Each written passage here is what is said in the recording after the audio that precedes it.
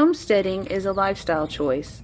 Whether you have a large or small space, you can move towards self-sufficiency. Start with what you need and add more as you can. Start small and grow in confidence. Start with the basics and increase your knowledge. At Bryant's Roost, we believe in sustainability, education, and forward momentum. Follow us on our journey for tips, hacks, and insights. We can grow together. These brooders are amazing. I couldn't be happier with this company. We absolutely love these cages. One at a time, okay, guys?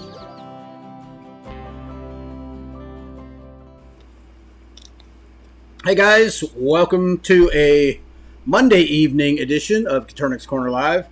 I know it's kind of confusing what day we're going live. It seems like it changes all the time, but I missed yesterday's morning musings. I had some running around I had to do, so I couldn't do the live stream. And I'm tied up again tomorrow, so I figured I would go ahead and do the normal Tuesday evening live stream tonight, just so we didn't have a week where we missed a live. I've got a lot of updates and announcements that I wanted to get out to you guys. This isn't going to be a real long live, but I got some important information that I want to bring to you guys. So we thought we'd go ahead and go live anyhow. Shout out to our sponsors: Hatching Time, Thieving Otter Farm, Gopher Ridge Quail Farm, and Bryant's Roost. All these companies do giveaways and whatnot for the channel, which kind of helps you guys out, and I really appreciate that. It's nice to be able to share with you guys, the hatching eggs that they give away. We are actually going to be doing some giveaways tonight. Matter of fact, I'll let you know what we're doing as far as the giveaways right now. We're doing the $50 Hatching Time gift certificate. We're doing this is something new, and this is from Gopher Ridge Quail. HP Murray is donating a 50 count of 12 cell jumbo egg cartons for packaging up your eggs. Seeing as how this is a first time, and I don't know who all has got eggs available, if you would like to get into that drawing for the jumbo egg cartons, just type in egg cartons in the chat room so I know that you could use them, and we'll pick one of you guys for that. Same with the Hatching Time gift certificate. If you could comment Hatching Time or $50, whatever, I'll know that way you want a $50 gift certificate. We're also going to be giving away hatching eggs from, let's see, we did Thieving Otter Farm. We're going to give away hatching eggs from Bryant's Roost tonight, a 30 count of mixed hatching eggs from Bryant's Roost. What I'm not going to do is do giveaways every week from all the farms. I'm trying to give these farms a break, so every single week they don't have to ship out hatching eggs to somebody. So we're just going to kind of rotate through the farms that are donating hatching eggs. That way I kind of give them a little bit of a break. I do want to give a big shout out to our channel sponsor, Kerry Blackman. I don't know if he's in here yet tonight or not. Kerry is from Double R Farms, and he checks in pretty much every week for the live stream, and just kind of helps moderate and keep things over in the chat room clean, and kicks out the people that don't want to play nice. So let's see. Okay, morning musings. That's something we do every Sunday morning if I can actually get up in time or I don't have something else planned. It's just a really laid back get together. We just kind of hang out and have coffee and talk quail or whatever else you guys want to talk about. It's not really a big topic related live. It's more of just a kind of hang out and talk about whatever you want. We got a lot of people from over at the KoturnixCorner.com community that check into that every morning or into that every Sunday, and it's a nice laid back setting. So if you guys are available Sunday mornings at 9 a.m. Eastern Standard Time, check us out. I think you'll enjoy it. Like I say, there's no real topic, but it's a good talk anyhow. Let's see, what else we got? We will be announcing the winner of the next Coturnix Kids program winner. Our judges over on Coturnix Corner website have selected the newest winner for February, and we're going to be announcing that next week. So if you're around, check that out. The program is a program where we give away basically a starter kit of equipment to a, I won't say a child, but kids under, I think it's under 17 is for the program. They basically submit a story of how they helped somebody out, just for to be nice. They're not expecting any pay out of it or anything, and we have a panel of judges that go through and they read the submissions every month, and they select a winner. So we're going to be doing that. I'll show you real quick the prizes that they get. They get an incubator, they get some feed, they get a cage from Hatching Time, they get some hatching eggs from Thieving Otter Farm, a Tractor Supply gift certificate, a Coturnix Kids Project tumbler, and some waters and feeders and egg scissors and whatnot. So if you're interested, or you have kids that would be interested in that, head on over to koturnixcorner.com. There's all the information over there on how to get them signed up for that. But I think they'll really enjoy it. It's amazing to see the kids' faces after we announce that they won, and most of the parents usually do a follow-up video or a reaction video for the kids, and it's pretty cool. Let's see what I'm working on here. Oh, I do have another thing next month that we're going to do. It is up and coming breeder farms intros. Now, when we released the last recommended breeder video, we did a new thing called up and coming farms, and we listed a few farms. I actually reached out to these guys and asked them if they would be willing to come on Coturnix Corner and talk about their farm, let you know what kind of a setup, what kind of birds they're breeding and whatnot, what they're going to have available for you guys, and it'll give you a chance to answer questions and whatnot for them guys. So that will start also next month. I do have 2 confirmed people. We just have to set the dates yet. Carrie Blackman from Double R Farms will be on, and then Leah Koulis from Southern Biophiliac Farm will be coming on. So that should be interesting. Next thing I want to talk about is some videos that I'm working on here for the channel. The first one is dialing in an incubator. It seems that I get a lot of questions, and I see a lot of questions over on the Facebook group pages.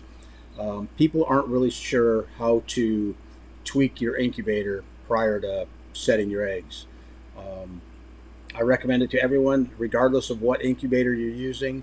They need to be dialed in, at least 24 hours prior to setting your eggs, so you know exactly how that incubator is going to behave while you're incubating your eggs. So we're doing, I'm going to be talking about several different types of incubators and how to go through the dial-in process, some of the equipment that I use. One is going to be the different thermometers that I use. These are some. One that I really like is a Therm Pro. It actually has, actually both of these do. These both have temperature and humidity or hygrometer on it. So the Therm Pro is a really good one. I'm going to be talking about thermometer hygrometers that I don't really care for. I know a lot of people use them, but I haven't had a whole lot of luck with those. So we're going to be talking about that. We're going to be talking about what you can do if you run into issues with your incubator getting up to temperature or not getting up to temperature, not being able to hold that temperature, issues with humidity, stuff like that. So watch for that video. That one will be coming out very soon. And also, I am working on a video. This is geared more towards people who are building DIY incubators or the new Terry baiters that we're releasing. With the kit, it's basically just the cabinet kit. It doesn't include any of the electronics and stuff like that. But I want to do an updated video on how to wire up everything. First and foremost is the Inkbird regulator. Seems, I won't say a lot of people, but some people are having issues with how to wire it up. the meaning of some of these things on the wiring diagram. It's very simple to wire up once you understand it, but we're gonna try to break it down to where we can explain how this thing works, how to wire it up, how to wire up all your other stuff. And another thing is wiring up these fans. These Arctic F8 fans are a 3-wire fan, and I get calls all the time, people wanting to know which wires do I use for the fan. So we're going to go over that. We're going to go over how to determine, which wire is positive, which is negative. We're also going to talk about the power supply, which this is a 12-volt transformer from 120 to 12 volt, and that's what powers your fans. So we're going to be talking about all that, and hopefully, whether you are, designing and building your own DIY incubator, or you're building one here on the channel, or you bought one of the new Terrybators, this should help you immensely as far as how to get through the wiring up process and getting everything dialed in on that. So I think that's about it for my what's going on here with the channel. Yeah, we got the giveaways, got that. Oh, I am also going to be working on some updated beginners series videos. We do have a couple, I don't know, maybe a half a dozen beginners videos here, and I went through them last night and today, and they're pretty old. They're like 4 years old. Yeah, a lot of the information is still relevant, what we're talking about in it, but a lot of stuff has changed in the past 4 years as far as the way I do things. So we're going to update that to help the newcomers get started off on the right foot when they first get into quail. So I think that's about it. Let's go ahead and jump over into the chat room and see who's here today. And like I say, if you guys are interested in the cartons from HP, type in comment over here, egg cartons. Or if you want the $50 gift certificate, type in $50 or hatching time, whatever. Just something so I know that you're looking for it. And then everybody else will be eligible for the 30 count from Brian's Roost. Joy Guthrie's in the house. Glad you could join us, Guthrie. Joy Guthrie, hello from Western Oregon. Glad you could join us today. R&W Farmstead, Tony Walsh in the house, says hello from Southeast Georgia. Olive's in the house. Good to see you back, Olive. Says, hey, guys. Teresa says hi from Oregon. TSK Quail says hello. Glad you could join us. There's Don Skins in the house. Says hello from South Mississippi. Tommy Logan's in the house. Says hello, everyone. John Gunterman says greetings from Vermont. Erica says, oh, okay. Okay, I'm not going to... The people are commenting on the egg cartons and whatnot. I'm not going to post that up there. Brittany's in the house. Says good evening. Glad you could join us, Brittany. Jennifer says hi from Iowa.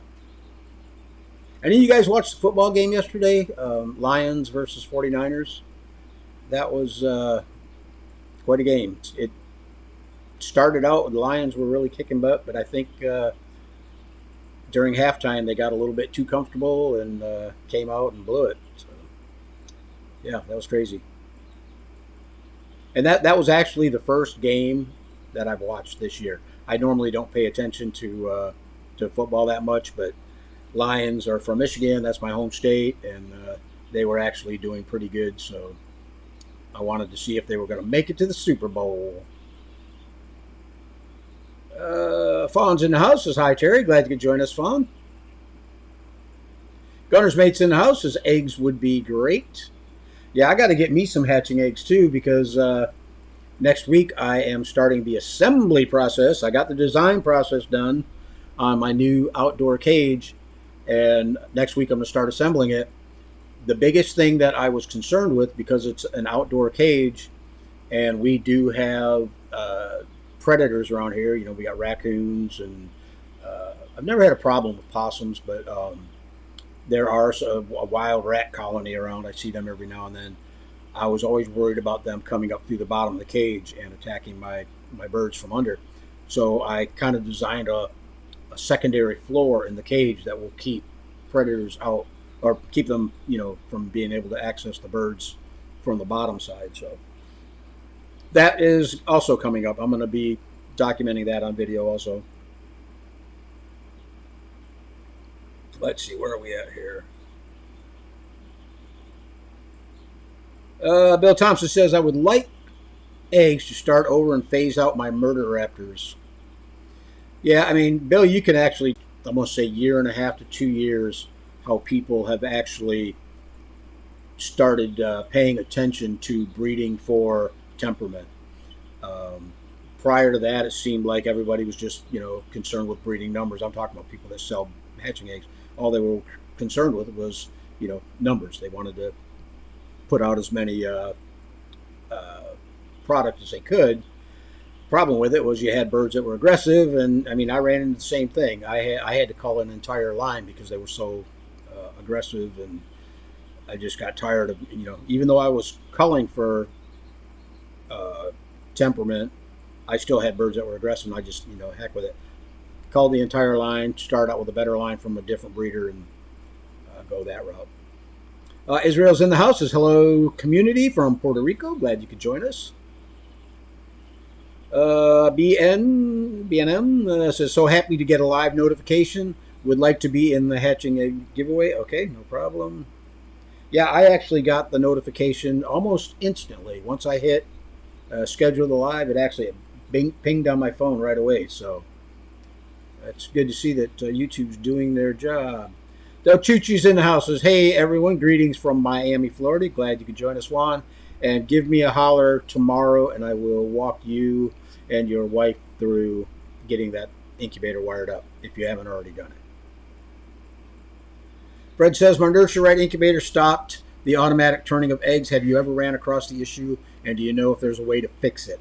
Yeah, Fred, what you can do, if the turner motor itself hasn't died on you, you can actually go through and reset your nursery right. I'm not sure the exact key combination, but I know it's hold down a couple of the buttons on top of the nursery right, and that will reset everything back to factory. I'm sure if you read in your manual, it'll tell you how to do that. If that doesn't do it, it's most likely your turner motor burned out, and you'll either have to get it, replaced, or just, I don't think it'd be worth sending the incubator in to get it repaired. So, but if it's new enough, you might be able to get them to replace it for you. Brittany says, what's y'all's favorite cage? My favorites were my DIY wire cages that I built for indoor use. But seeing as how I don't have birds inside anymore, the wire cages are great. They're easiest in my opinion to keep clean, especially if you have the larger flooring, the 1/2x1 coated flooring. It does really good as far as getting the manure to fall through. Angela's in the house. Says, good evening from Hereford, Texas. Glad you could join us, Angela. Cam's in the house. It's 3 hearts. Glad you could join us. I'm saying Cam, it's C-A-M, but Cam's easier. Brittany says, what's your favorite small incubator? In the summertime, and I'm going to explain why in a minute, it's the Barado series. When it's warm enough out to where the room, or if the room's climate controlled, I like the Barados. They do a really good job. Brinzy is a good one. They're about the same as Barado.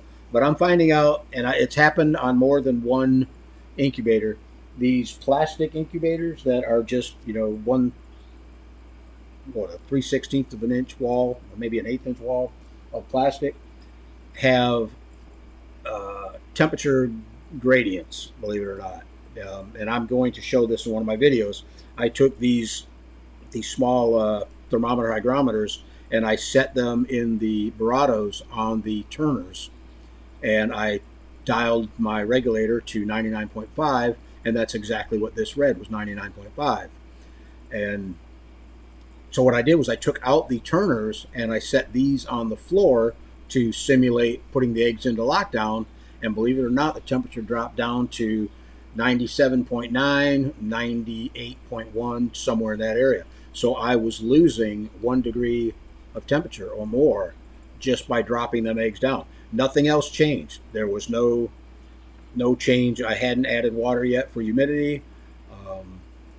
So what I'm thinking it is the plastic, unless it's in a warm enough room, like say 80 degrees or more, it's actually radiating cooler temperatures from the housing of the incubator, causing you to have a little bit cooler temperature at the bottom. And what I ended up doing, I just hatched out some silky eggs.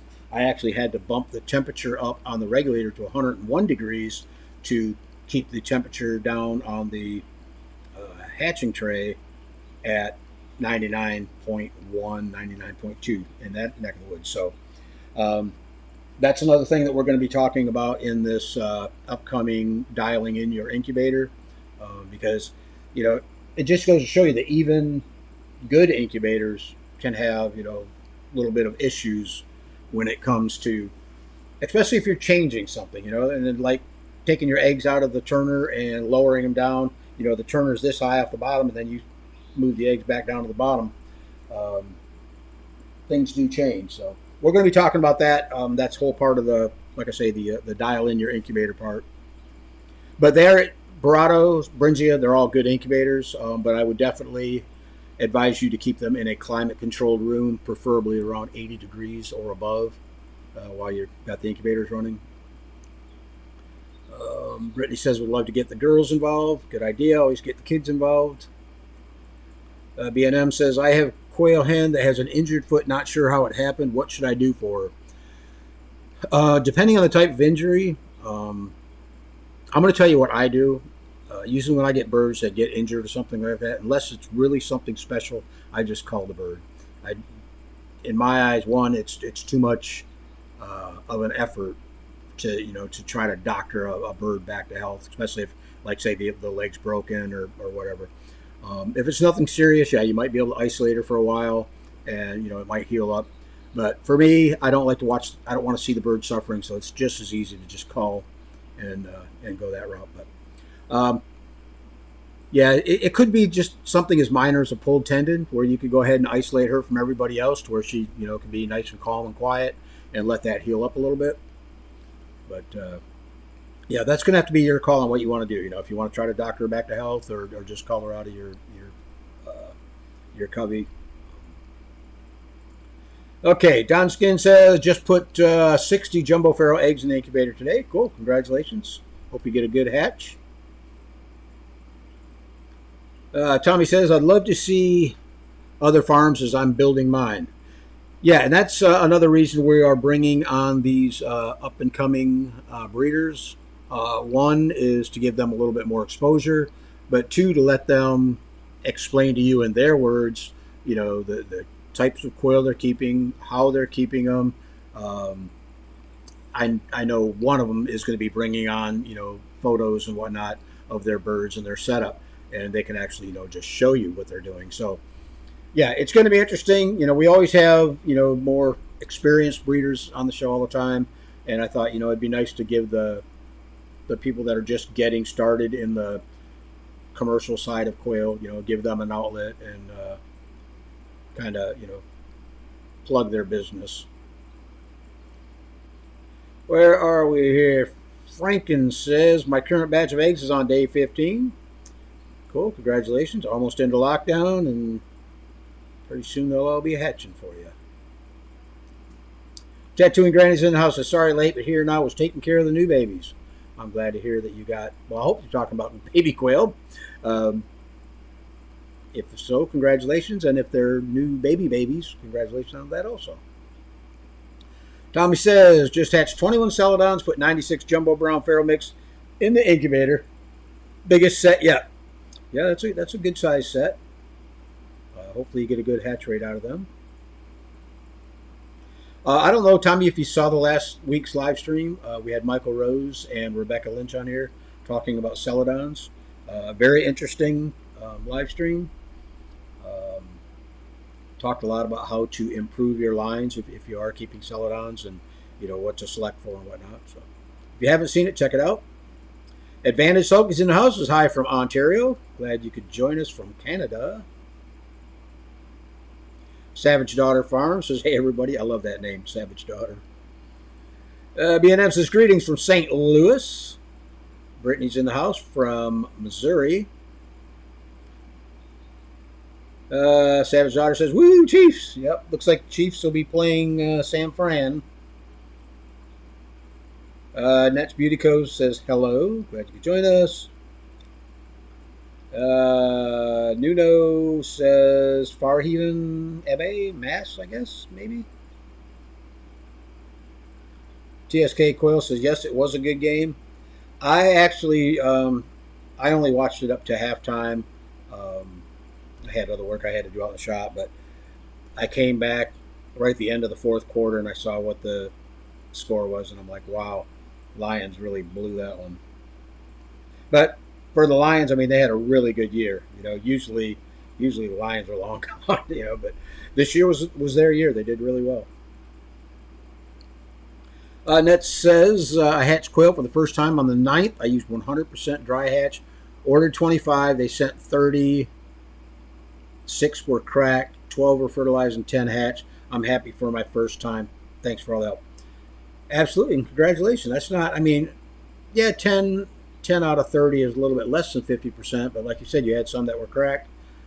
So you did good. Carrie's in the house. Says, hi, everyone. Glad you could join us, Carrie. Brittany says, I'm a new quail owner, about 7 weeks in, waiting for our first eggs. Yeah, I don't know where you're at, Brittany. A lot of the hens depend on a lot of visual cues from outside before they start laying. One is daylight hours, the length of the daylight.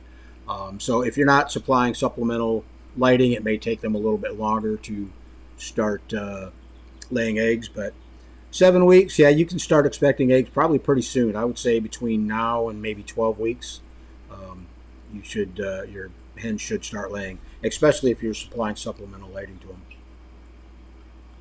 GSK Quail says, I caught 2 possums in my trap recently. I don't know how much possums bother quail. I've never seen them, messing around the quail cages. They more have their nose in the ground digging up bugs, at least around here. So I've always heard that possums were good to have around. They eat like ticks and whatnot. So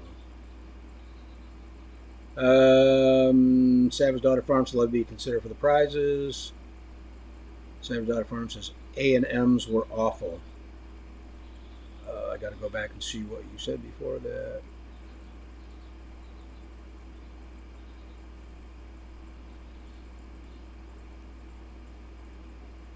A&Ms were awful. I don't know if you're talking about the dotted whites that a lot of people are calling Texas A&Ms, or if you're still talking football.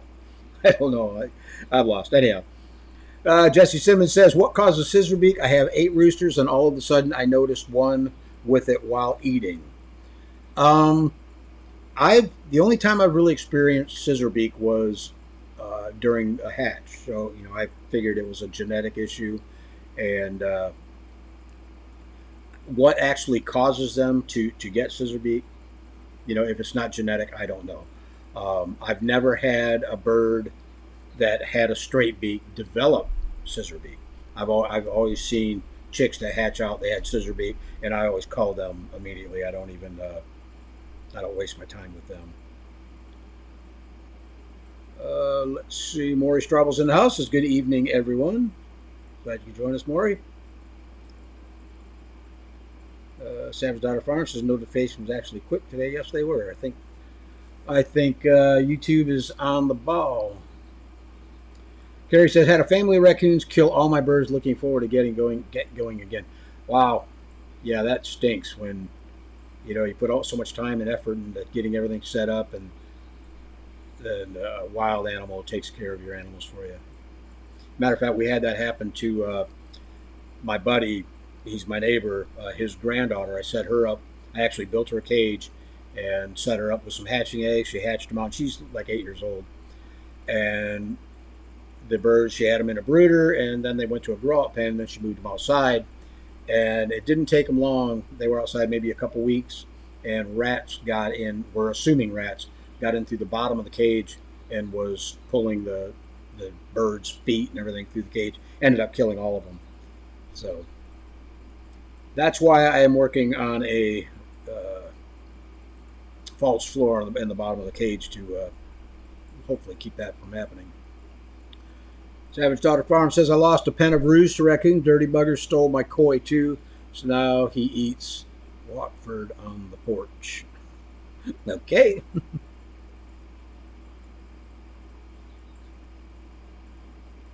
Backyard Quail Keeper says, I use rabbit hutches. Great with small ramps. Okay, yeah, that would work. Tony's in the house. Says hi from Toronto. Glad you could join us, Tony. John says hi from Katy, Texas. Glad you could join us, John. Delvin's in the house. Says good evening, everyone. Delvin from St. Thomas checking in. Glad you could join us, Delvin. There's my buddy Anthony. Tony made it. Says hello, everyone. Hope all is well for you out there in Lehigh.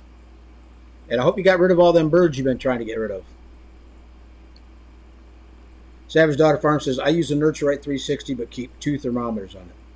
And it's off by 1 degree. Yeah, I've said it before, and I've actually done a video. I'm not a big fan of the Nurturite. Will it hatch eggs? Yes. I think the Nurturite was designed more for chicken eggs. Why it would make a difference with quail eggs, I couldn't give you an exact reason, but I've had issues with them, and I've actually did full test on 3 of them, I think, that were given me, and actually did a video with 2 of them, and I pointed out some of the problems that I saw with them. But yeah, just keep an eye on it. As long as it's doing what it's supposed to do and holding temperature, yeah, they'll hatch eggs. Tattooing Granny says, who would you recommend getting hatching eggs from, please? Depending on what you're looking for, any of our sponsors are really good. I mean, they're actually the people that I get my eggs from also. You have Thieving Otter Farm. She is in Middle Tennessee. You have Bryant's Roost, also in Tennessee. And you have H.P. Murray, who's in Georgia. So yeah, depending on where you're at, if you're worried about somebody shipping a little bit further distance, you could go with somebody that's closer to you. But I can say that all of these people, or all these breeders, are basically experts in what they do. They know how to pack eggs. They're very familiar with the shipping process. So 99% of the times when you get eggs from them, they get there and they're fine. Alicia says, question, just got my hatching time CT60 incubator. The egg turner plug rests on top of the incubator and angle plugged in like it's too heavy for the outlet to hold up. Is that normal? Yes, it is. Mine's the exact same way. It actually looks like it's almost unplugged, but as long as you can see that little red light on the side of that plug that plugs into your regulator, as long as that red light's on, you're good to go. Your turners will be getting power to them.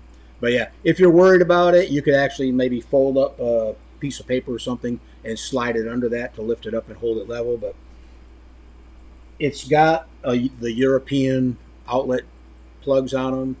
Why they didn't switch that over to maybe they didn't want you plugging it into a wall outlet. I don't know. But yeah, mine does the exact same thing. Tommy says, I'm using a Farm Innovators, but building the Terry Baiter. Cool. Should have it ready before next hatch. I'm actually building me a Terry Baiter. I had given my larger one, the 240 egg incubator. I gave that to my buddy Tony out here in Lehigh. And he also built a second one that he's using as a lockdown box. But I am building me the small one. And I'm going to use it strictly for locking down eggs. I use my hatching time box for incubating, and then I'll just transfer them over into the DIY box for hatching them out. I didn't realize how much I missed that big DIY box until I gave it away. So I'm going to build another one. Nets Beauty Co. says, I'm going to modify 2 of my dog cages so we're no longer using. I've watched plenty of videos on it. I've got some really good feeders from Amazon. Zero waste. Happy about my purchase. Cool. If you're a Coturnix Corner Facebook group page member, and you get that done, take a picture and post it over there. I'd like to see it. Alicia says, already talked to Hatching Time, but they thought it was the 2-round metal plug adapter that was loose. It's where the adapter plugs in the main power unit. Yeah, mine does the exact same thing. It's done it since day one. Never had a problem. Like I say, if that LED is on the side of it, it's working. David says, just turned on my baiter today. Cool. Getting ready to start hatching.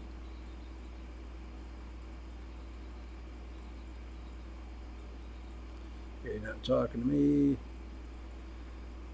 Let's see.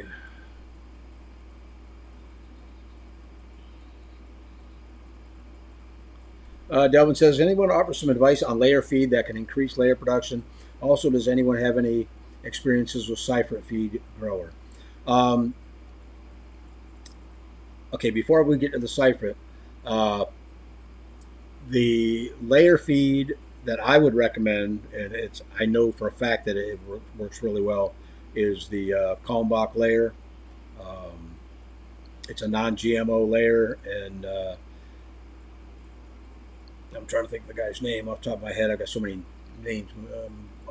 Jeff Maddox. He came on and did a live stream with Rebecca Lynch talking about poultry nutrition, and he talks about all the what you want to look for as far as ingredients and the level of ingredients that should be in there, or the percentage. And he said one of the things you really want to look for is lysine and what is it? Anyhow, it's another one, starts with an M. I can't think of what it is, but if you go over on the Coturnix Corner Facebook group, there is a post pinned at the top, and it's all about poultry nutrition. Jeff Maddox monitors that post. You can ask him a question and just tag him in it, and he's really good about getting back and answering questions in there. As far as the Seifert feed, that we get Seifert over here in Florida, over by Lake Okeechobee, and I'm not going to say that it's bad feed because I don't have a whole lot of experience with it. I have used it before in place of feed that I couldn't get. I bought the Seifert, one because I wanted to try it out, and because a buddy of mine up in Port Charlotte, he uses it, and he said he had pretty decent luck with it. But I've heard from some people saying that it's a second grade feed. You know, it's not really top of the line feed, but it will serve its purpose if you need it. So what I can really say is look into that thread over there on poultry nutrition. He explains a lot of, or watch the videos here on the channel. They're long live streams. They're like 2 hours long. But Jeff really knows his stuff, and he explains why you want this and why you want that. Some additives that you can add. They actually sell it through their website. That really helps. So, yeah.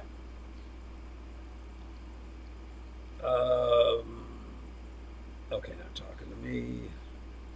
Gina says, hello everyone, just seeing it was live, going to be live tomorrow too, or just today. Gina, just today. Actually what happened was I missed yesterday's live, the morning musings, and I know I won't be able to go live tomorrow night, so I thought, let me do it tonight. That way we don't have a week where we don't have any lives. So that's why we're here tonight. Now the rest of the week I'm going to be working on videos to release for the channel.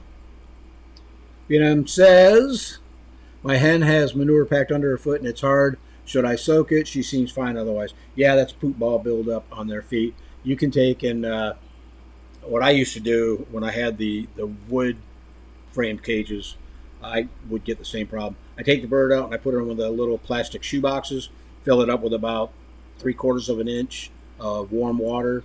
You can put Epsom salts in there too if you want, and just put the bird in there and put the cover back on. Make sure you got some holes drilled in it so you get some fresh air in there, and just let it soak 15-20 minutes, and you should be able to kind of break it off in small pieces as it gets wet and breaks down a little bit more. But yeah, she'll be fine. Cam says, Delvin, I've been using it since September. Okay, probably talking about the Seifert. Yeah, like I say, I can't really say anything about it because I don't know. I'm just going by what a couple people have told me. That it's not one of the top of the line grain feed companies, but everybody's got their opinion on what food, what grain, or what granaries are the best, and what feed to feed and whatnot. Yeah, David says hit the like button. You guys can do that. I see that we don't have a single like. I'm gonna hit it. We got one like now. Um, uh, let's see where we at. Tattooing Granny says, "LOL, yes, 6-day-old jumbos, hi from Muskegon, Michigan." Cool. Well, congratulations on the new baby jumbos. Tommy says, "I did see them talk about the celadons, and we used what they said. Had a lot of useful information." Yeah, absolutely. Every time Michael and Rebecca get together, I always learn something. Angela says, "I have 29 jumbo, 52 white jumbo. How can I keep the males from hurting my girls? One male to 3 or 4 females."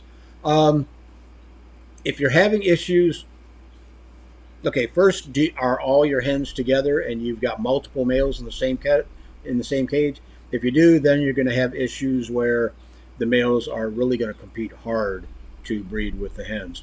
Now, if you're doing them in separate breeding cages, like a 1-to-3 or 1-to-4 ratio, you shouldn't have the roosters shouldn't be breeding them too often to where they're hurting the hens.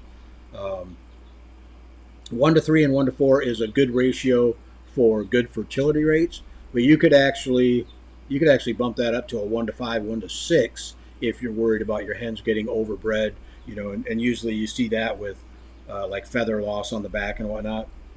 So yeah, if they're all in, let's see, I have 29 jumbo and 52 white jumbo. How can I keep them up from already by girls?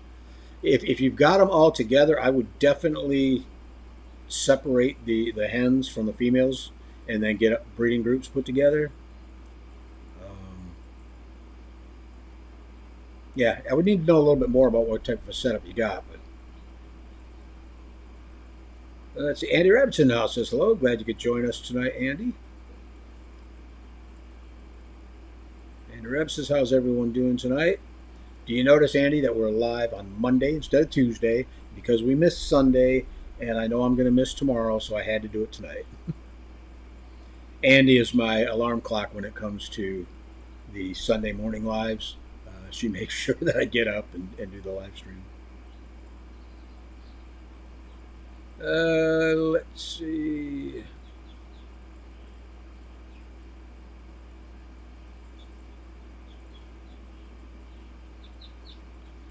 Savage Daughter Farm says A&Ms were awful temperament-wise. Sorry, we were talking about temperament. The line ended because of it. Yeah, that's the best thing to do. If you've got birds that are, overly aggressive, especially if it seems to run in a line of birds that are from one particular breeder, best thing to do is just call the entire line and start over, fresh with something else. There's a lot of breeders now that are really paying attention to breeding for temperament, and I saw one of the posts in her earlier, Thieving Out Her Farm. Rebecca is really anal about getting birds out of her flock that show any signs of aggression. And I've heard so many people say that, I've hatched birds from them and they're just, docile as could be. You can handle them. They're not afraid of you and whatnot. So, get the good genetics and it will definitely improve your aggression issues.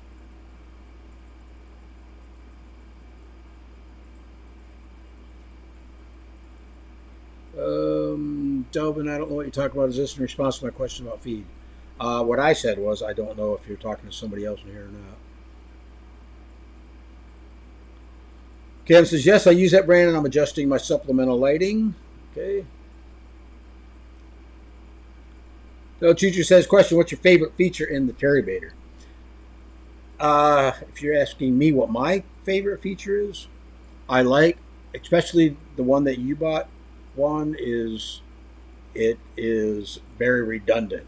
having 2 fans, 2 heating elements.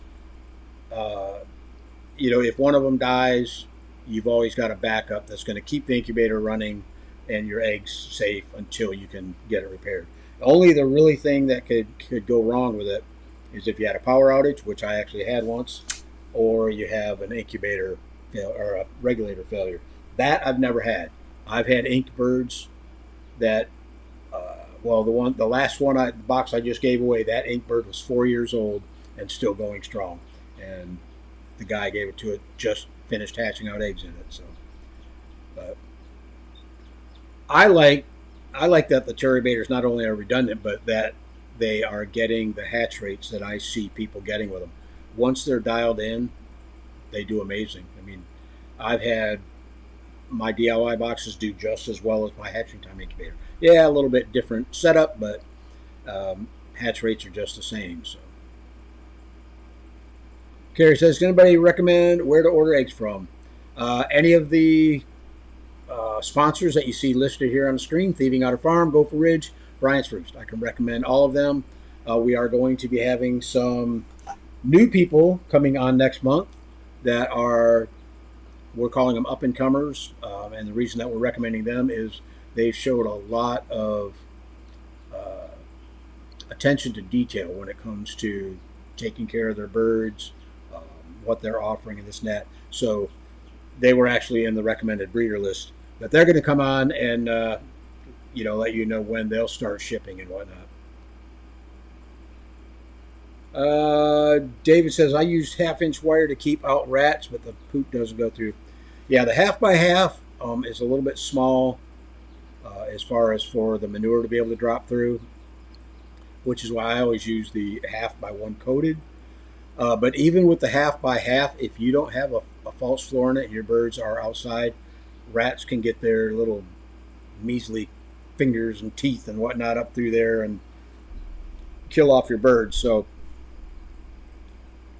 yeah, it's crazy that we got to deal with predators outside. But that's why I'm kind of working on a cage setup that I'm going to release the plans here on the channel also. That is going to be set up to hopefully keep your birds safe and predator proof.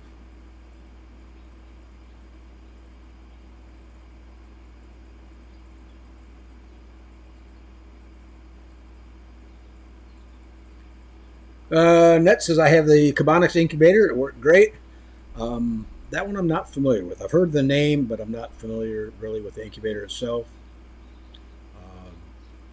And to give you an idea, I actually did a review on what I call entry-level incubators. And I didn't want to do the review at first because I don't like this cheap Chinese knockoffs that to me, I just think they're low grade. They don't do a good job, and I normally wouldn't recommend them.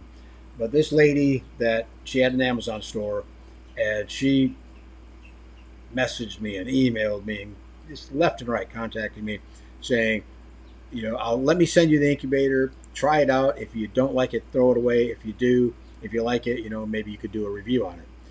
And it actually worked really, really well. I was so surprised. So yeah, sometimes the cheap Chinese incubators will pull it off and hatch out eggs. But for the most part, I would invest a little bit more money in an incubator to get a name that's, it's not a Chinese incubator, a Chinese knockoff, or, get something that was designed for, like the Baratos. It's more like a scientifically designed incubator. I won't say I'm real happy with the housing on them, but I mean, they do the job, so. Let's see. JH21 says, can I combine 2-week-old chicks with 1-week-old chicks in the same brooder? Thank you. Yeah, you should be able to, no problem. I would give they're already 1-week-old. Yeah, 1 and 2-week-old, put them together, no problem. I was going to say, if they're freshly hatched, I would give them, 3 or 4 days to get feathered out, get their muscle strength up, then go ahead and combine them. But yeah, if they're already 1-week-old and you got 2 weeks, they're fine. Valerie says, just set up in my garage a few weeks ago. Quail have been a joy so far. They're very addicting, Valerie, so be careful. your garage may be a little bit fuller than you want it. Ellie says, yeah, I was going to put something under it just in case. Are we talking about an incubator still? I don't know what incubator you're talking. Oh, you're talking about the plug. Yeah. Yeah, I can't tell you that mine has been laying on the incubator itself. It is at an angle, but those prongs are so long that they're making a good connection. And I've never had it come unplugged. You know, and all the times I've hatched in it, I've never had an issue with it. But you know, another thing you could do is take, if you didn't want to put something under it, take a piece of masking tape or duct tape or something and tape it to the side of the box and pull it up over the top of the regulator and just tape it to the box. There's no, you know, vent holes or anything there, so that wouldn't affect that.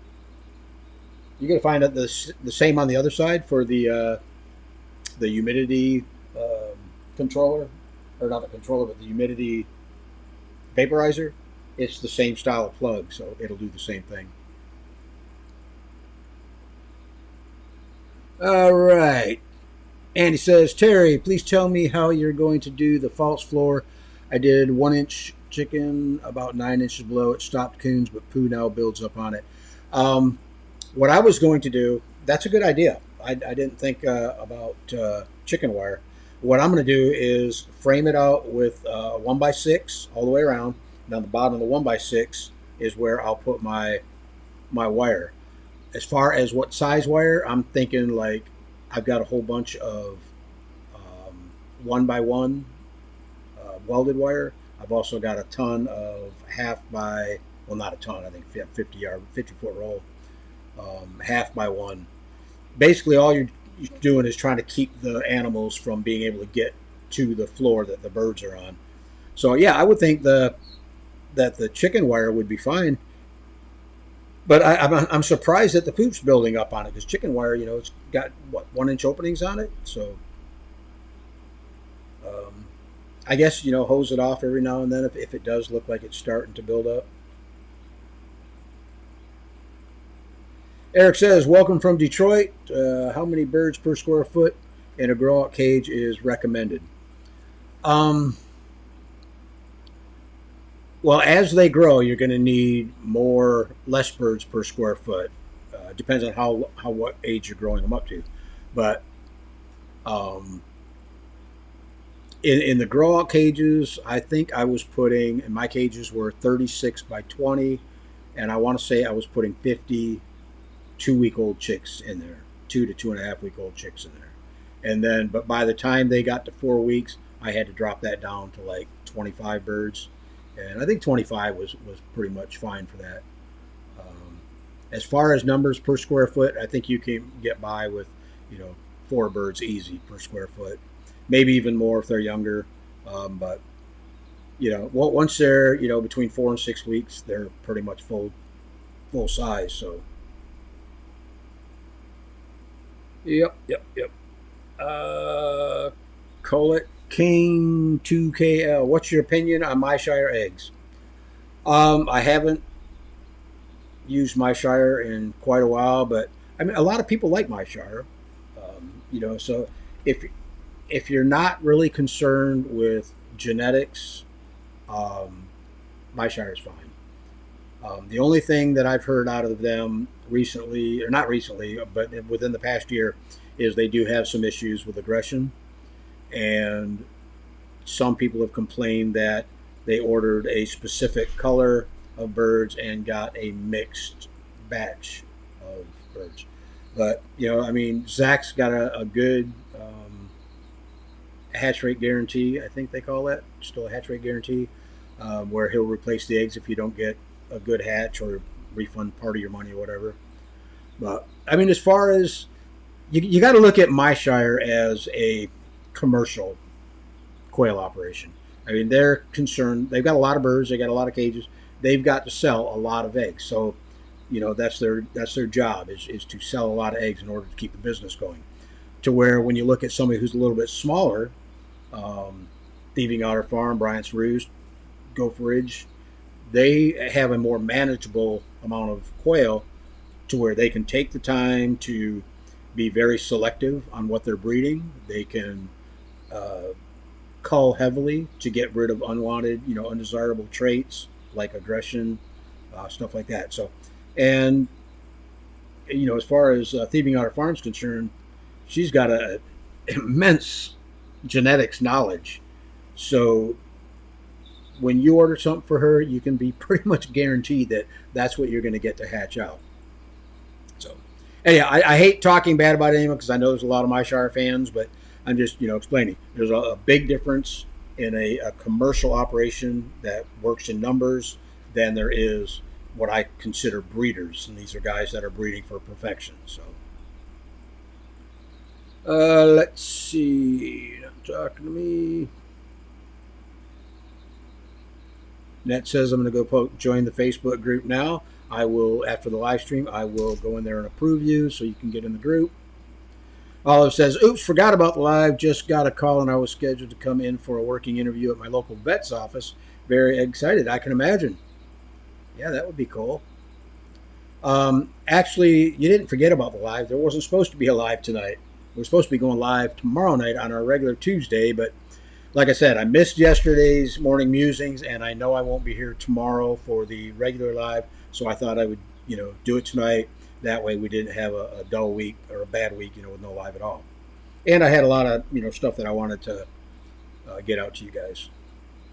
Savage Daughter Farm says, working on an English white line with silver and gray bases. Okay. If you got a base color in a white line, I would think that would be a tuxedo. Correct me if I'm wrong. There we go back with the genetics. I was starting to study on genetics. This is back a few years back when Allie from Maine's Confetti Quail Farm was still around and Klaus was pretty active. I was really getting into genetics, but I kind of went a different way. Yeah, I like to understand, what colors you can produce by breeding different colors together, but all the genetic stuff, I'm too old to start learning all new stuff. There's some of this genetic stuff is way over my head. I mean, it's crazy, but it's nice to have at least a basic understanding of genetics. That way you can breed and actually look like you know what you're doing. The Birdhouse says, what is your process for selective breeding? And if you don't do spiral breeding, I've heard you shouldn't breed siblings together, so how do you continue generations without too much inbreeding? Okay, selective breeding is when you are being very selective and culling. You are selectively choosing birds to get to an end product, or getting a bird with all the traits that you like, or to get rid of traits that you don't like. As far as breeding using a spiral breeding program, that is for once you've got, and this I learned from Michael Rose, spiral breeding is a tool for once you've got your line to where you want it. So say you're just starting out fresh and your birds have a little of this color and a little of that color, but you want this color. You do your breeding to where you got the color you want, you've got the temperament you want, you've got the body structure and everything that you want health-wise in the bird.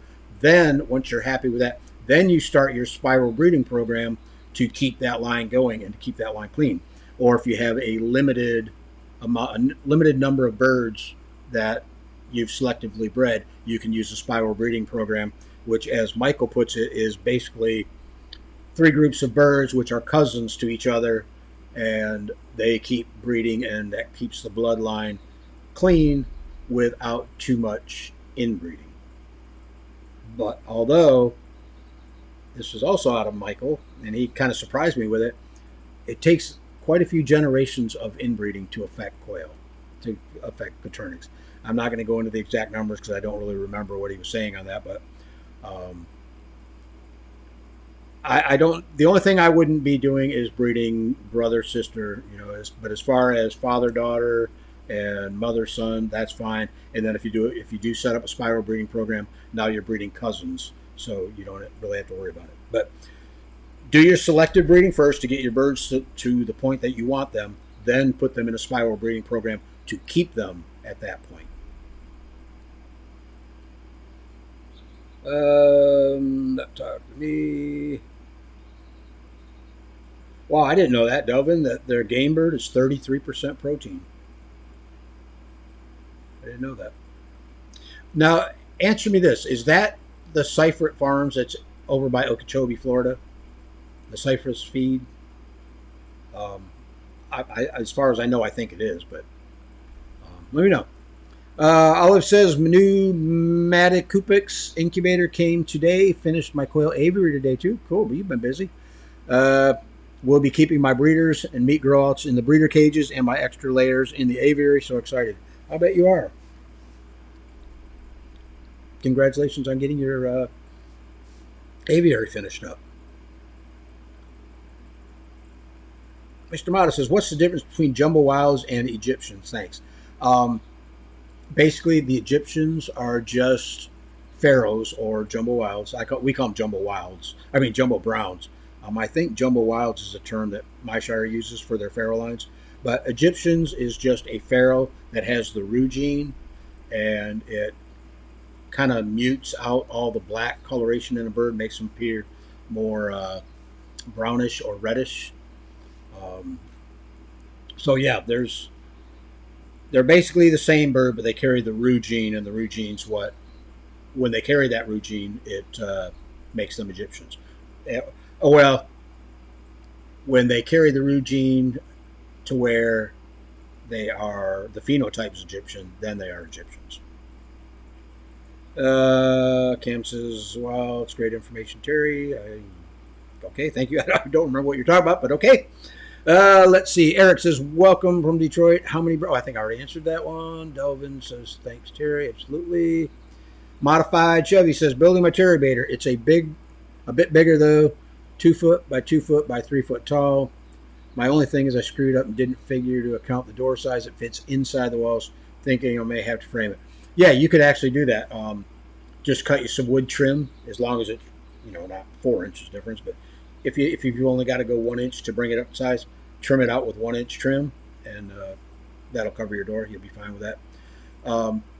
Let me know when you're done, because you're 3 foot tall. Let me know what you ended up using for a heat source and for fans. I get a lot of people that ask me that they want to build a little bit bigger box to where like maybe 3 shelves. And I don't know what to tell them. All I usually say is you're going to have to test the incubator and get it dialed in. Sometimes you got to use fans that have a little bit higher CFM, so it's moving more air, or you got to up your heating element size so it provides enough heat. So I would be really interested in seeing what that size box would have to have.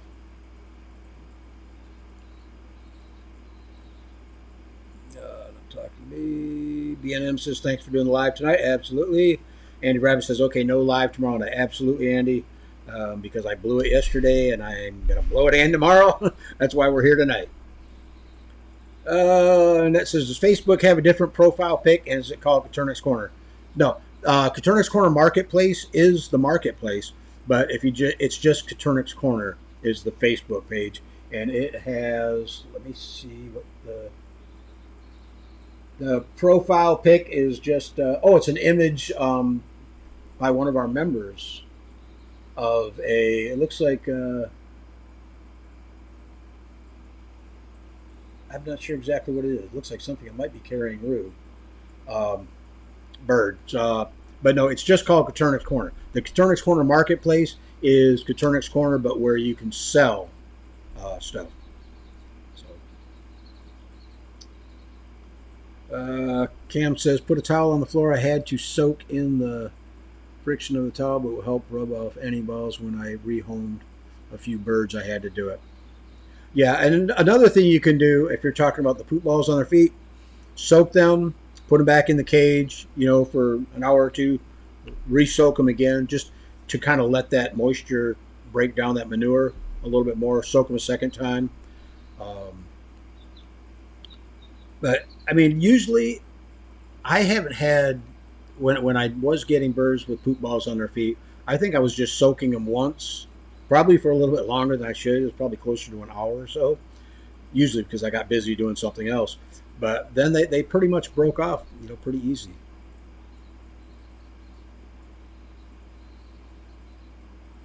B&M says, thank you so much. I'll soak your foot ASAP.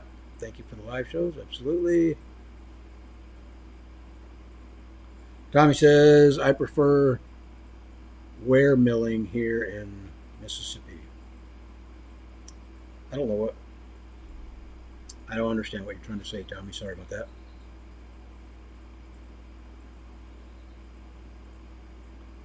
Cam says, I'm trying out the floor of the bucket or container being used. Okay. Joel says, currently have 40 mixed color Coturnix, 32 bob whites, and I hatched last week. Been breeding chickens and various game birds for years, but just started my quail journey. Yeah, you'll enjoy the quail. They're very addicting.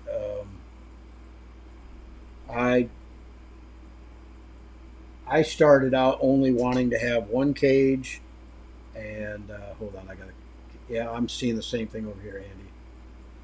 46 legs out, 46 out of 66. That's a little better than half. So you're seeing 26. I'm seeing 46. I had to refresh. Olive says, can blue and pansy coexist? That's a good question for Rebecca Lynch because I'm not sure what locus either of those are on. So Michael Rose or Rebecca Lynch can answer that question for you. Child of God's in the house is late for this. Glad you could join us. Sorry it's kind of an off night, but had to do it to make up for yesterday and tomorrow.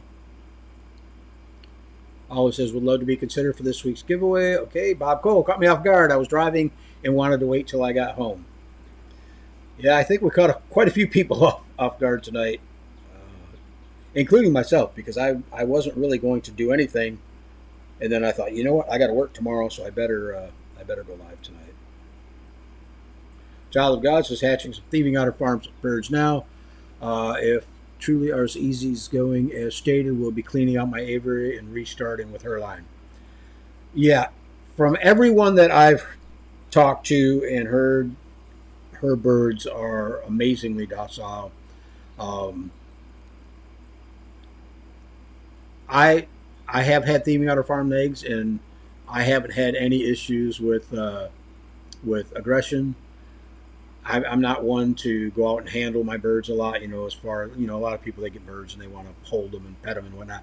I don't get to that point. But as far as being a docile line or a non-aggressive line, absolutely. Same with Bryant's Roost and even HP's birds. I've never had an issue with any of their birds showing any signs of aggression. So, Savage Daughter Farm says, did I skip? Oh, no. I have a small generator just for my incubators, Missouri lightning storms. I hate my power lines. We're the same way.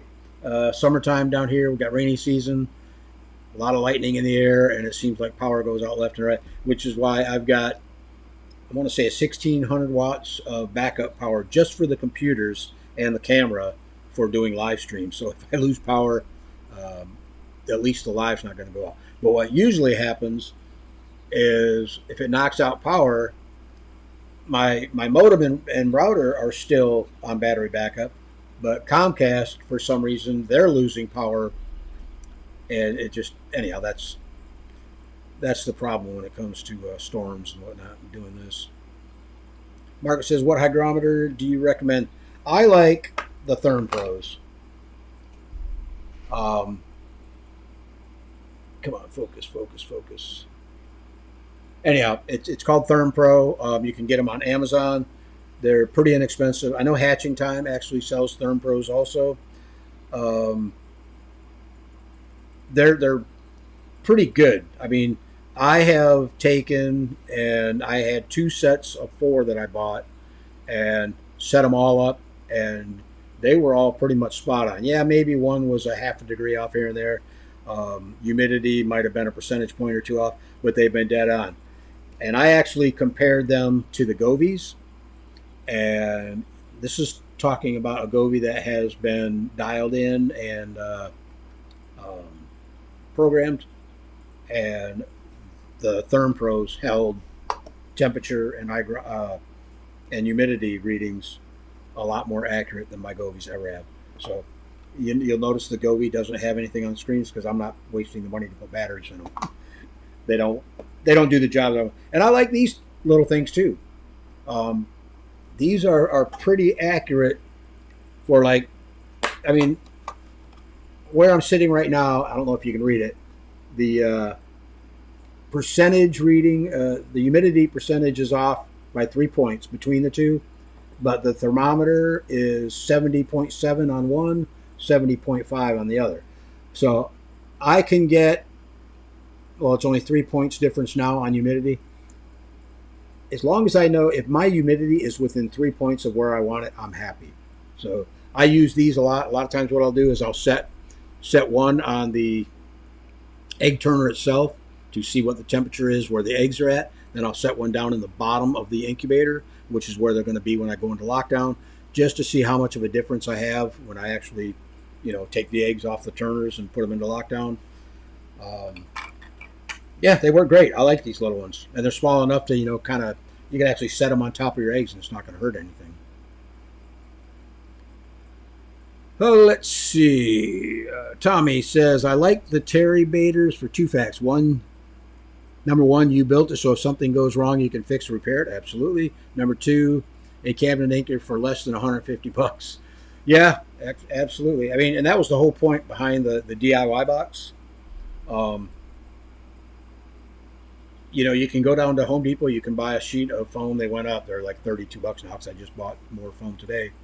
And you can build the entire incubator. And I'm talking with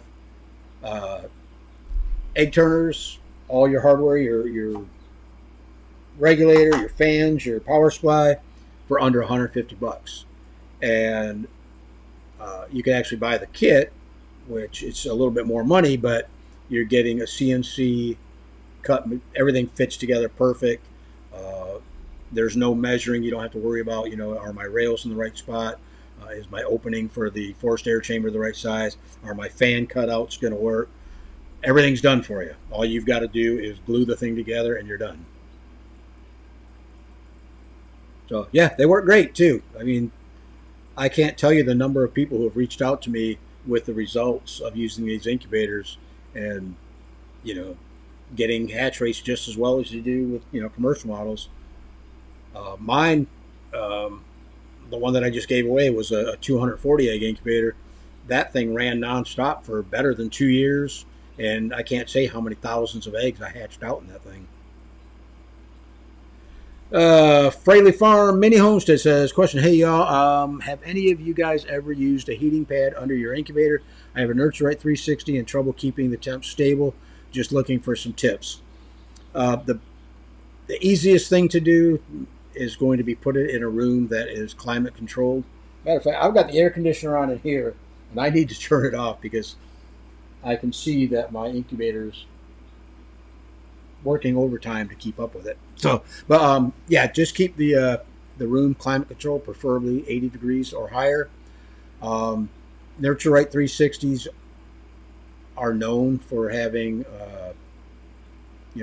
temperature variations. Maybe cover the incubator. I actually did it with my Barado this past week. I hatched out some silky chicks, and our lows overnight were like in the 40s and 50s. So I took and laid a blanket over top of the incubator to kind of hold that heat in a little bit. But yeah, I mean, the biggest thing I would say as far as putting a heating pad under it, just make sure, let's see, Nurturite 360, the vents are on the top. Yeah, you should be okay. That's going to keep the bottom side of the incubator warmer. It might help too I would put it on low and then maybe lay a blanket over top of it just to help hold that heat in a little bit better. Cam says one of the housing is one of the biggest expenses in quail raising.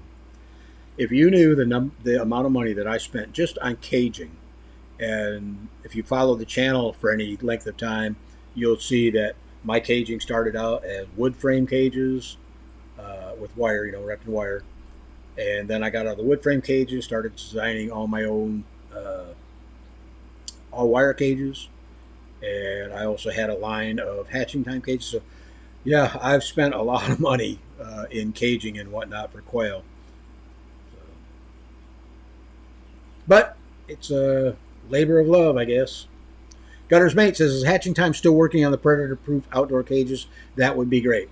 I did not know that they were even working on a predator-proof cage. If it's going to be a cage that is built, with the same material that all their other cages, like their layer cages and whatnot, the plastic, I don't know that I would put it out in direct sunlight. They say that the ABS plastic is pretty, resistant to UV rays, but I would think that worst case, it's going to fade the plastic color if it didn't make it more brittle. I can't say anything on it because I've never actually put my cages outside. If you're going to use hatching time cages and they're not going to be indoors, maybe put them like in a barn or in a shed or a garage or something. Just something to keep them out of the direct sunlight. But I did not know that they were working on predator-proof cages. That's a good question. I'm going to have to reach out to Ryan and see what he says. Anita Garrett's in the house. Says, late again. Actually, you're not late, Anita. I kind of threw everybody off by going live on Monday. So nobody's late. Terry just kind of surprised everyone. Tommy says, Kurnix is great. I use it for small hatches. Mississippi State uses them for hatching days at school. Cool. Yeah, like I say, I'm not familiar with them. I've heard the name, but I've never actually tried it. Maybe I should reach out to them, see if they'll send me one out to review. Andy Rabbit says, hello, Anita. Angela says they're in separate cages, one male to 3 or 4 females together. Yeah, you could... if one male is overbreeding 3 or 4 hens, that's really no big deal. You're going to have some feather loss on the back or on the back of the head from where the rooster's, hanging on with his beak. I've seen it all the time where a lot of my hens were kind of beat up looking, but there was nothing wrong with it. If you don't like that, just go ahead and bump up the number of hens. Give the rooster maybe 5 or 6 hens. That way he's not breeding as much with all the hens. Maybe they can catch up a little bit.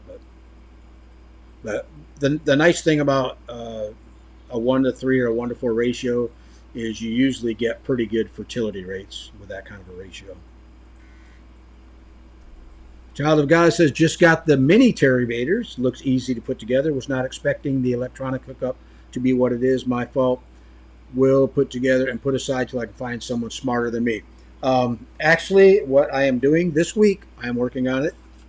We are going to be talking about wiring up the entire line of DIY incubators, whether it's a Terribator or a DIY box or something that you designed on your own. I'm going to go through the entire process of wiring up the regulator, wiring up your heating elements, wiring up the fans, and determining what legs of the fan to use. Also, what legs are what on your transformer, your power transformer. So yeah, it should be out by the end of this week. I'll try to have it done and uploaded before the end of this week. But that is definitely something that I want to work on, because I've had, quite a bit of interest in the new Terribator series, and I would like to put together a video that really explains how to get the electronics working on it. Yeah, as far as putting the incubator itself together, I say that a kid could put it together because it'll only go together one way, and the parts will only fit in one position. So if you could mess it up, I would really like you to take a picture of it and show me the mess up, because it would be interesting to see how somebody could mess it up being as simple as I've laid it out. Andy Rabbit said, this spring or summer, I'll be trying that Van Popub's incubator out more to get a better opinion on it. Andy, I've got 2 of them. I've got one brand new sitting in the box that's never been used, which I was thinking about giving away either to the kids project or over on the channel or whatever, I don't know. But I did notice that Van Popubs is no longer a store on Amazon. Whether they pulled the plug for whatever reason, I don't know. They still have other vendors selling it, but it's not the Van. They're not calling it the Van Popubs Incubator. It's just the 24 egg incubator or something like that. So it's still out there and it can be purchased from other sellers, but no longer through Van Popubs. Del Chuchu says, question, Terry, I don't have a garage. Do you have any recommendation for a shed to keep incubators and brooders? Incubators, keep them in your house. That's going to be the best way to do it. In the summertime, being in Miami, you could probably get away, if you had an area that was dry, a covered area, you could probably get away with keeping them outside. But, incubators don't take up much room. Keep it out, keep it inside, especially your terry baiter. You don't want it damaged. As far as brooders, you can set up a brooder outdoors. Keep it in a protected area where the birds aren't going to be exposed to wind and rain. Preferably like a small shed. But then again, being in Miami, you're going to have issues with summer heat. Your birds are going to overheat. So you may want to see if you can't build like a small shed, a wooden shed, and put a good ventilation system in there, to keep the air moving, especially come summertime. Because I notice even my birds out in my aviary in the heat of summer, they're out there panting and whatnot. So that says, yes, I've already named 3 of my quail because I can easily identify them, LOL. The others look the same. There you go. Savage Daughter Farms says, question, Terry, what are your personal favorite lines available? Give us the tea. As far as breeders, any of the and I'm not trying to take the easy way out of this, but any of the sponsors of this channel they all have good lines. I've actually hatched out eggs and bred from every one of these breeders. As far as who I'm going to look to this year for eggs, it's hard to say because I'm not sure where I'm going. I'm definitely not going to be able to do the different color varieties. If I was going to get into a lot of different color varieties, it would definitely be Thieving Otter Farm because she has pretty much all of Michael Rose's lines, and I've always liked Michael Rose's lines. He's done an excellent job, and I know Rebecca does the same as far as culling. But HP, he's got a lot of good lines that he's imported.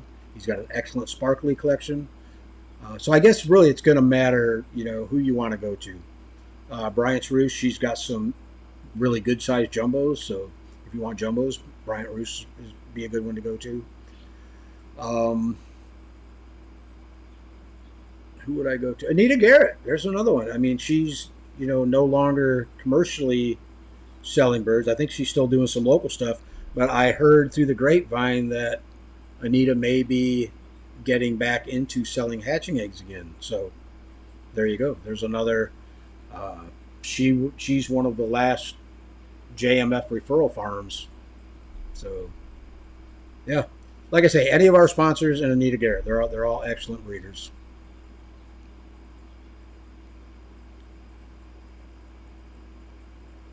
Mr. Mata, nurture right, incubator, make sure you set your days, otherwise Turner will not turn. I don't remember all the settings on the nurture right, but I thought, at least I know on the Van Popubs, and I think it's pretty much the same regulator, I thought it had a manual mode, which is what I always set it on. I don't let the incubator do the counting down for me. Andy Rabbit says, last night my granddaughter was showing her dad's girlfriend the quail. She grabbed an egg to see this big one's mostly likely a double yoker, then asked if I had a flashlight and started showing how to candle an egg. That is so cool that your granddaughter would know how to candle an egg. It's so cool. Savage Daughter Farm says, one of my favorite things about raising quail is getting my kids involved. Absolutely. I feel the same way. The Coturnix Kids program that we have going on over at Coturnixcorner.com. I love it that we've got so many sponsors that are willing to step up every month and donate prizes to help get these kids going. And some of the stories that these kids write and submit their entries, it's really amazing. That's why I say, if you have kids that are interested in quail, definitely get them into the program and help them get started out. Doug Choo Choo says, do you have any white lines currently, Terry? The only white lines I have right now are white silkies. Those are the only lines I have. And then I have some red, Rhode Island reds out in the thing. I don't have a single quail on the property. So, Ed Rab says, Terry, I have to go beat the crap out of some quail cage once in a while to clean the buildup up. I wish I would have put it together, put it a little lower, and did a scrape off door between the two floors. What I was going to do on mine is, no, this is the cage that I plan on putting together, is just going out, once a week and hosing it off.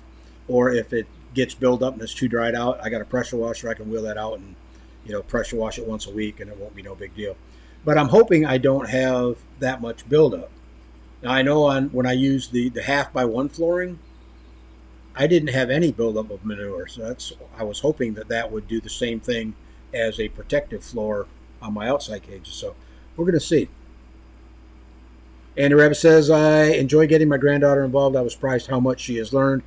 I know I show her things, but how much sinks in, I never know till I see something like that. Absolutely. Yeah, kids are like sponges.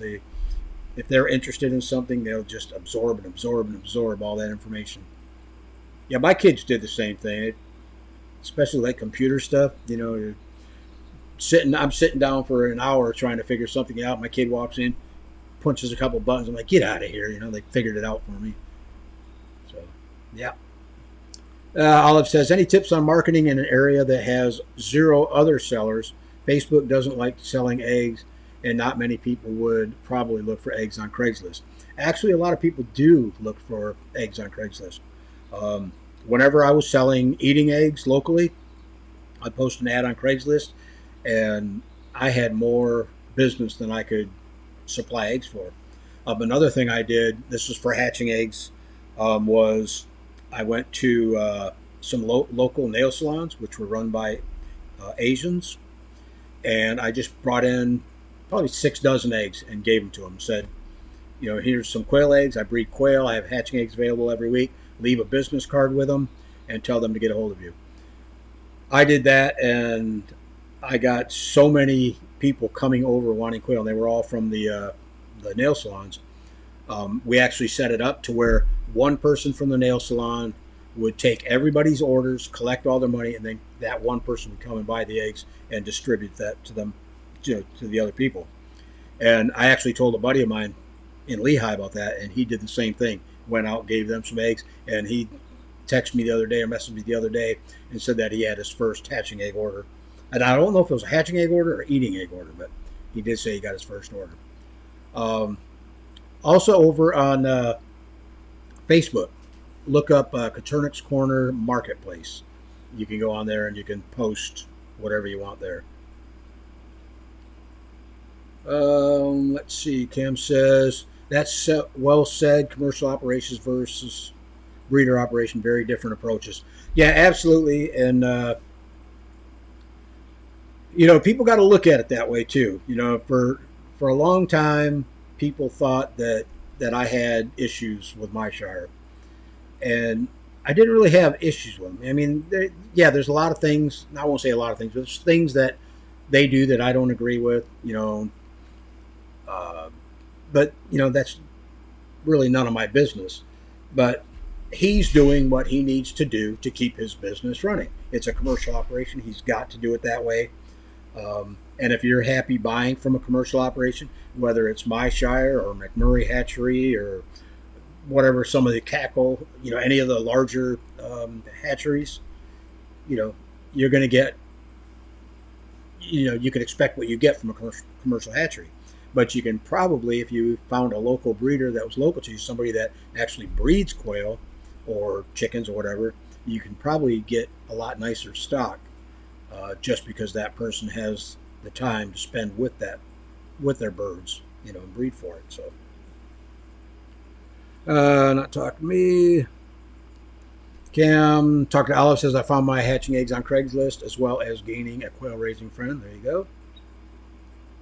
Jeff says, questions. I've had some different quail in the last few years. How do you keep track of the spiral breeding system? I'm struggling with organization. Jeff, the first thing I'm going to tell you right now, depending on what you're breeding, if you've already got all your birds exactly the way you want them, then you can work into a spiral breeding program. But use a spiral breeding program as a tool to where, okay, you've got your batch of quail over here that you've been working on for the past year. You've been culling religiously, getting out bad traits, and concentrating the good traits. And you finally got that line to where you want it, and you don't want to mess it up. Take that line, put that line into a spiral breeding program, so that program can keep that line pure, or, well, I won't say pure, but keep it the way you designed it. Like I say, once you get your birds to where you want them, use the spiral breeding program as a tool to keep them that way.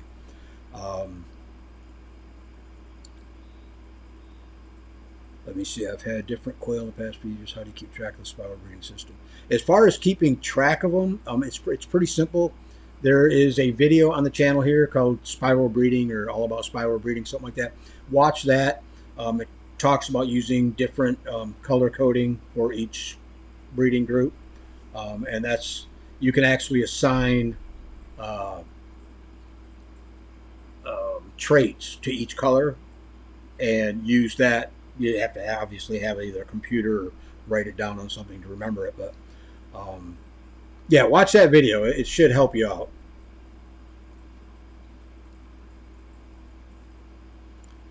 The Wrathful Proser, hope I said that right. I don't have quails yet. First time hatching. I'm soaking in as much info as possible. All I can say is watch all the videos here on the channel. I believe there's a beginners playlist. Watch that playlist. That will help you out a lot. Also, this week I am going to be releasing, or starting this week, I am going to be releasing some more updated beginner style videos. Basically, because a lot of stuff that I did 4 years ago, 5 years ago, is basically the same, but I've changed a few of the ways that I do things. So I just want to update it, so I'm trying not to regurgitate any old information. I'm trying to get new stuff out there for you guys.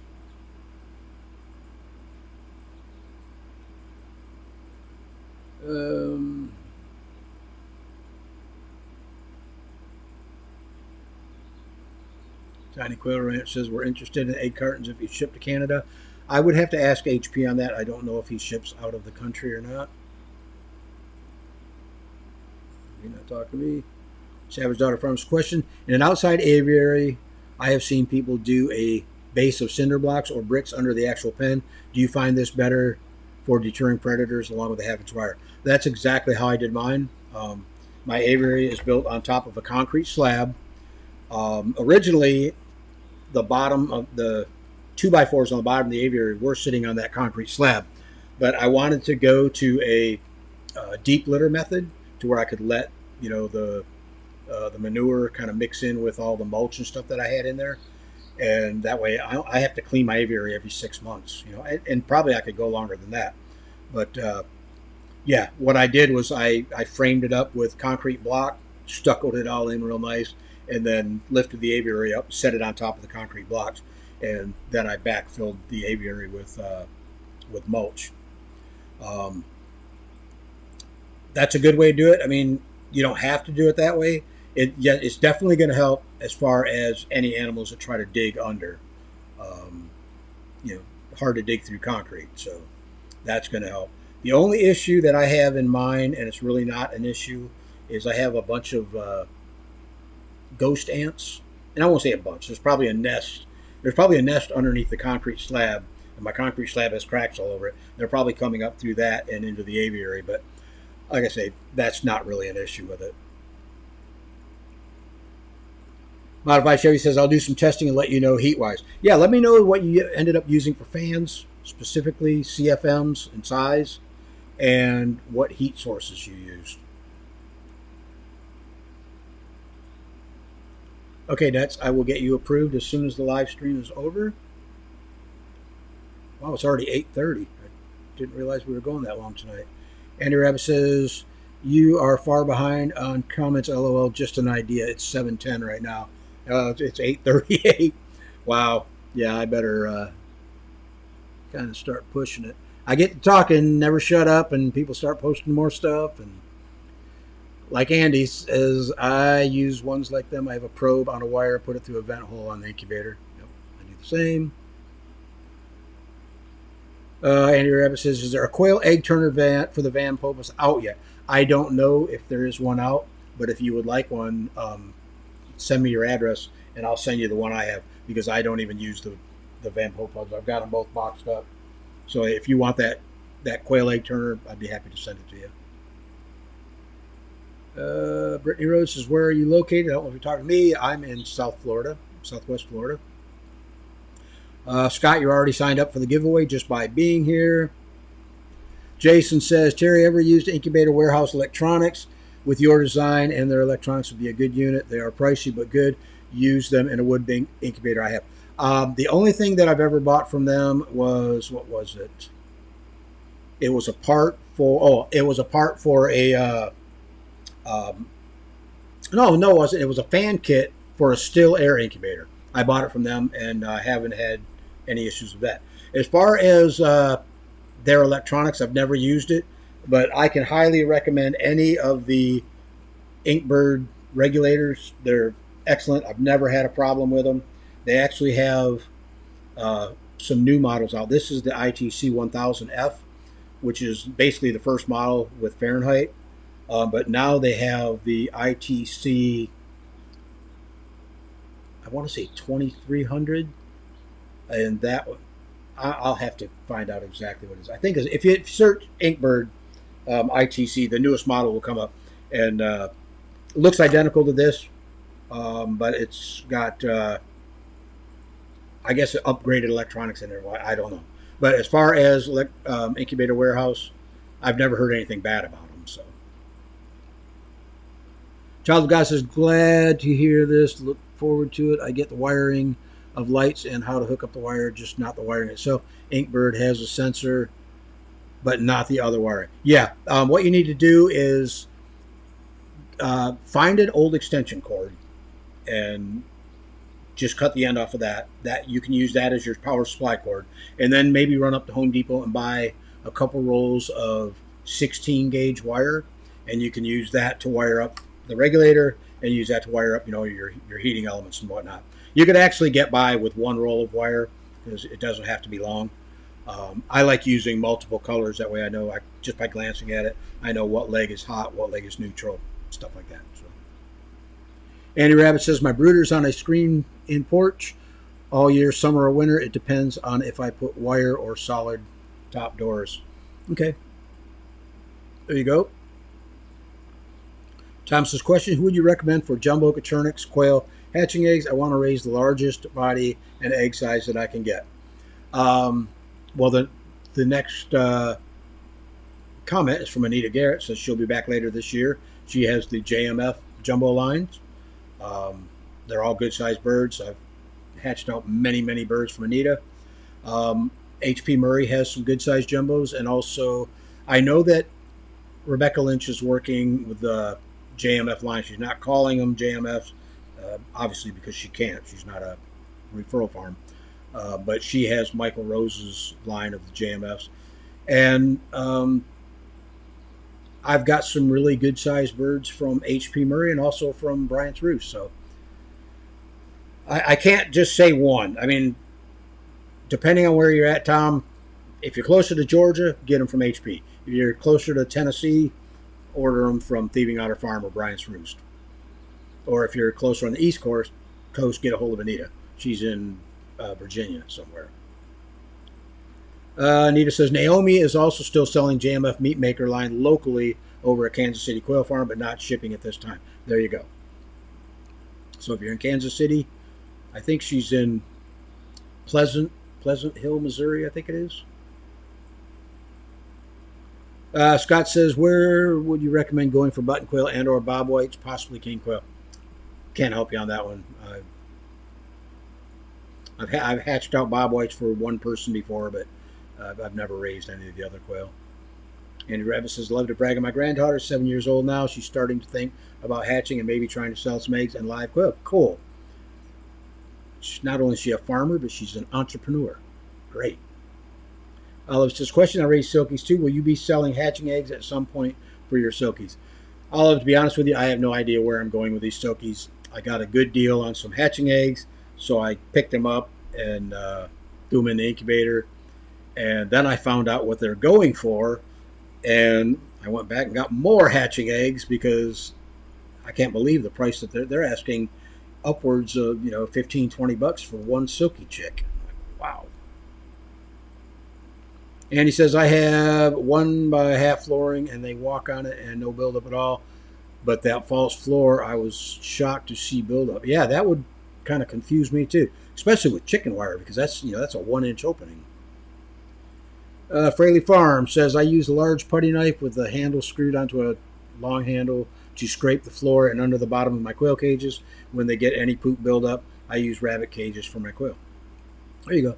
I always had my cages set up, all of them pretty much, on, I could roll them out, wheel them out of the shop, pressure wash all the cages out, and but once I built all my wire cages with the 1/2x1 flooring, every 6 months I would go out and clean them. I mean, they never had any poop buildup on them.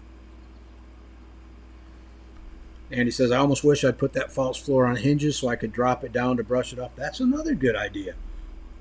Maybe I'll add hinges to my little design. And he says, question on the spiral breeding program. If we made up, say, 2 or 3 different groups from the starting spiral group and say 2 years down the road, would it be a good or bad idea? Well, according to everything that I've read and people that I've talked to said that one spiral breeding program with 3 different breeding groups is good for 21 generations of breeding before you even need to start thinking about bringing in new blood. But if you had, say you had 2 or 3 different spiral breeding programs, like 3 over here, 3 over here, and 3 over here, now you can start pulling from these other breeding programs, and all you got to do is move one rooster from this over to this one, or the end one over to the center one. You've got 3 spiral breeding programs, but of those 3 spiral breeding programs is also one larger breeding program. So yeah, you could do that, and you could probably go indefinitely with that. And then to mix the groups together again. So yeah. Chris says, hey Terry, how's it going? Hello from Chris and Cindy from Indianapolis. It's going good, and thanks for joining us, Chris. And wow, I guess we're going to go to 9 o'clock tonight, and I'm going to pull the plug. I'm surprised. This was supposed to be a short live, just to give you guys a little update on what's going on and make up for missing yesterday and tomorrow. Savage Daughter Farms says, question, do you have a list of what you use to build up the layers on the pen? I'm not sure what you're saying. Are you talking about the different levels? Look on the channel here. There are multiple videos on building quail cages, stacked quail cages, either wood framed or all wire cages. And I believe, yes, I have a materials list for all those videos on what you need, to order to build the cages. HP Murray's in the house says, I can ship supplies to Canada, just message post is different. Okay, cool. That's good to know. And by the way, HP, we are giving away a 50 count of your 12 cell jumbo egg cartons tonight. Just so you know, I will send you the winner's info later tonight or tomorrow morning. Darth Maul says, hey Terry, I'm a first time quail parent, 52 eggs. I had 47 hatched. Wow, that's pretty good. They are now a week old. I'm surprised at how fast they develop. Yes, they do. They grow very quick. I was telling who was it? Oh, my cousin. We went over and visited my cousin that I haven't seen in a while. she didn't know I did quail. And when I started talking to her and telling her how fast they reproduce, I said, you can go from egg to egg in 12 weeks from the time they hatch out, grow them up, and start laying and breeding again. It's 12 weeks. She couldn't believe it. It's like, wow, that's unbelievable. Andrew Ebb says, I meant breaking the original spiral breeding group apart and starting a few new ones. The only thing I would be careful about that, oh yes, you are an hour behind me. The only thing I'd be careful about that is making sure you like the looks of them, but you don't really have a whole lot of time with them as far as breeding. You don't know what hidden genetics are in there. So you really don't want to take an outside bird, put it into your breeding program or your spiral breeding program of your established birds, because what if you're introducing a gene that you could be messing up your whole spiral breeding program and have to basically start all over again. So what I would do is if you want to start new, get that line to where you want that line, or when you got that line to where you want it, then take them and slowly, take maybe a rooster, bring him into one spiral breeding program and introduce his genetics in that way. Okay, I got to get through. Does anyone wash sand? I have never done that, no. Jeff says, thanks. Thanks for the advice on the breeding program. Cool, thanks, HP. I meant the soil chips you use for the aviary built up on the ground layer. Yeah, that's a deep litter method. I use that. I just go, we've got a local park over here where I get all the free mulch I can use. It's just a bunch of landscape stuff that they just keep piling it up. They go out and they cut down trees and this and that, and they pile it up, and we can take it free to use as mulch in our gardens. So that's what I use. But I have used, I've never used sand, but I have used pine shavings from like Tractor Supply. I'll just go in there and buy a bag of pine shavings, spread it out over the top, and I let the birds, mix it in and whatnot.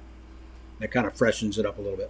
Okay, last question, and we got to go. This is from Jesse Benborn. It says, question, if a hen acts very angry, hisses, lunges at the cage, would she be considered aggressive if she's completely calm once you pick her up? She just did this for the first time last night. No, basically what she's doing if you're walking up to the cage or walking by the cage, she's just being territorial, just saying, hey, stay away, this is my cage, don't bother me. If you pick her up and she's, calm and docile, she's fine. As long as she's not showing any aggression towards any of her cage mates, I wouldn't worry about it. Birds can do just fine. All right. I think we are done. James says good evening from Fort Pierce. Andy Rabbit says good night all. Guys, thanks for joining me tonight. Really enjoyed it. Keep an eye out. Our next live stream, let me check the date real quick. We will be announcing, I believe it is February. What's today? The 29th? So yeah, the next live stream is going to be February 6th. We will be announcing the winner of the Coturnix Kids Project. And I'll also be announcing the dates for the up-and-coming breeders who are joining me as a guest here on the program. So that's going to be really interesting. So join us next week. I'm going to try my best to make it Sunday for our morning musing. So if you're up at 9 a.m. Eastern Standard Time, join us Sunday. And I'm glad you caught me tonight too, Andy. I bet you I hear it from Dawn and Mary, though. So anyhow, thanks again, guys, for joining me. Oh, wait a minute. I got to do some giveaways, don't I? I almost forgot about that. Now I haven't been writing anything down. Nets Beauty Cove, you are going to get some hatching eggs from Bryant's Roost.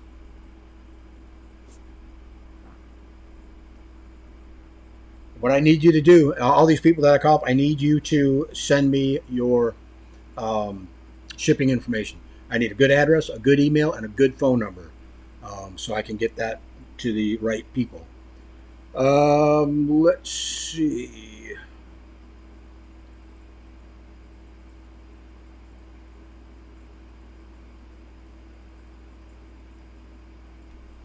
Cam, CAM, you are going to get a $50 Hatching Time gift certificate.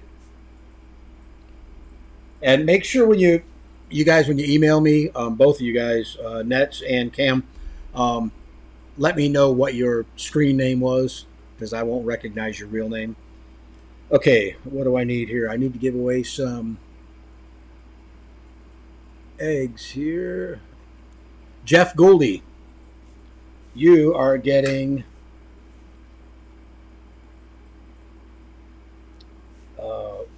the egg cartons.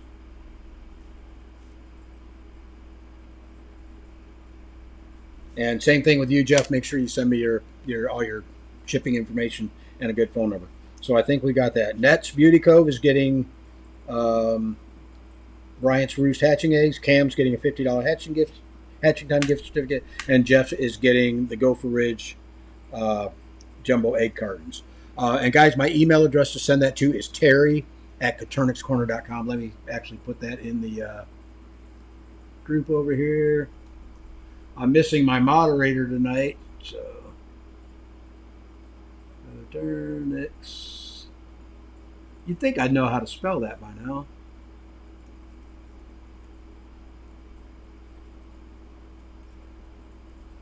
You'd think I'd be able to type by now too. Okay, there's my email address. Send all your information to that. And like I said, guys, every week we are going to rotate out hatching eggs from these breeders that donate hatching eggs to us, because I don't want to take advantage of them, and there's no need, for them to have to ship out eggs every week. So let me stop talking. I'm gonna look over here real quick. Okay, I think we've done it.